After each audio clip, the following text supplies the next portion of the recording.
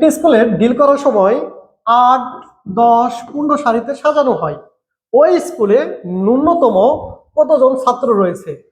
12তম BCS এবং primary পরীক্ষায় এই গুরুত্বপূর্ণ অঙ্কটি আমরা সচরাচর যে কোনো চাকরি পরীক্ষায় আসতে দেখি। আচ্ছা, এই টাইপের অঙ্ক আপনি মুহূর্তের মধ্যে করতে পারবেন। কিভাবে করতে পারবেন চলেন একটু দেখি।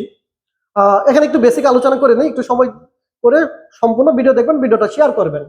খেয়াল করেন, এই অঙ্কটা লসাগু করতে হবে অথবা গসাগু করতে হবে, এটাই তো চিন্তা করতেছেন। এখন তাৎক্ষণিকভাবে আপনি ধরবেন কিভাবে, লসাগু করবো না গসাগু করবো? আমি আপনাকে কয়েকটা টিপস দিই।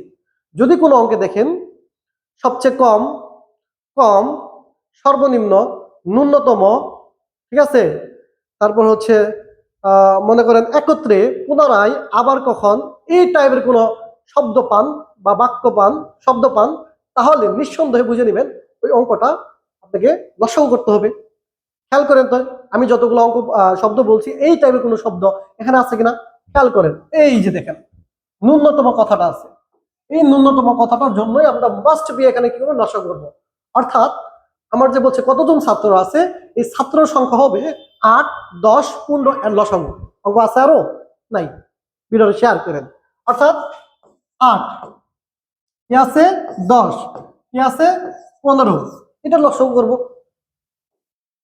2 দিয়ে যদি দেই 4, 5, 15, আবার 2 দিয়ে যাই, আবার যদি আমি 2 দিয়ে দেই যাই না, তাহলে 3 দিয়ে দেই বা 5 দিয়ে দিই। হ্যাঁ, 5 দিয়ে দিব, 5 দিয়ে দিব, ওকে, 5 দিয়ে দিব,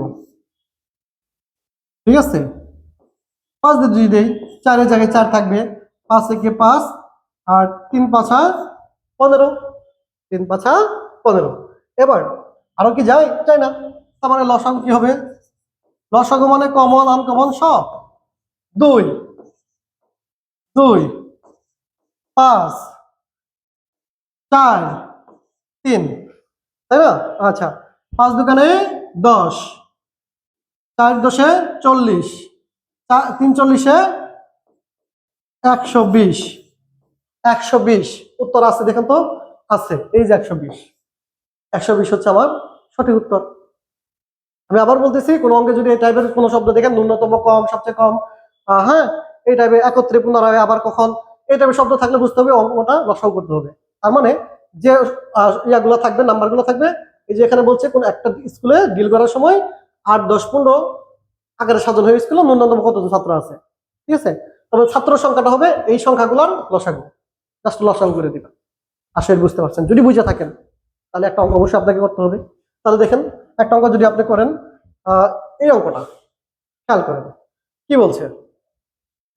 বলছে একটি স্কুলে প্যারেড করার সময় ছাত্রদের 10, 12, 16 সারিতে সাজানো হয়। ওই স্কুলে দেখেন, খেয়াল করেন কিসের নিচে আন্ডারলাইন করছি, ন্যূনতম কতজন ছাত্র আছে। এটাও একটা মন্ত্রণালয়ে এসেছিল। হ্যাঁ, তাহলে এটার উত্তর আশা করি আপনাকে আমার দিতে হবে না, আপনি নিজেই আমাকে দিতে পারবেন। তাহলে কমেন্ট করেন ফার্স্ট সকলে। প্রিয় ভাই, যদি ভিডিওটা ভালো লাগে, ক্লাসটা ভালো লাগে, তাহলে অবশ্যই শেয়ার দিবেন। এবং এই টাইপের আরো ভিডিও পেতে চাইলে কি করতে হবে, দর্শক ভিডিওর সাথে থাকতে হবে। আর একটা অ্যানাউন্সমেন্ট, আগামীকাল থেকে কিন্তু আপনাদের ফ্রি নিবন্ধনী পিপিএস কোশ্চেন দিয়ে পরীক্ষা হবে, সকলে পরীক্ষা দিবেন, ঠিক আছে। ওকে, আসসালামু আলাইকুম।